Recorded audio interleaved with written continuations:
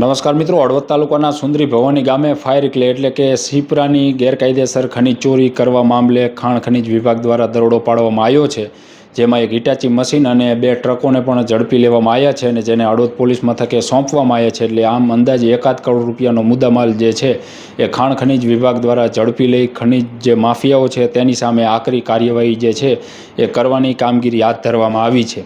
આ બનાવમાં થોડી જાણવા મળતી વિગતો મુજબ મોરબી ખાણ ખનીજ વિભાગના અધિકારી જયેશ વાઢેર અને તેમની ટીમને હળવદ તાલુકાના સુંદરી ભવાની ગામની સીમમાં ફાયર ક્લેનું ગેરકાયદેસર રીતે ખોદાણ કામ કરી ખનીજ ચોરી કરવામાં આવી રહી હોવાની બાતમી જે છે તે મળી હતી ને જેના આધારે જ ખાણ ખનીજ વિભાગ દ્વારા ત્યાં આગળ કાર્યવાહી કરવામાં આવી હતી, જેમાં એક હિટાચી મશીન અને 2 ડમ્પર જે છે તેને ઝડપી લેવામાં આવ્યા છે. સાથે જ ઝડપાયેલા 3 વાહનોની અંદાજે 1.5 કરોડ રૂપિયા જેટલી કિંમત થાય છે, જેને સીઝ કરી હળવદ પોલીસ મથકે સોંપવામાં આવ્યા છે.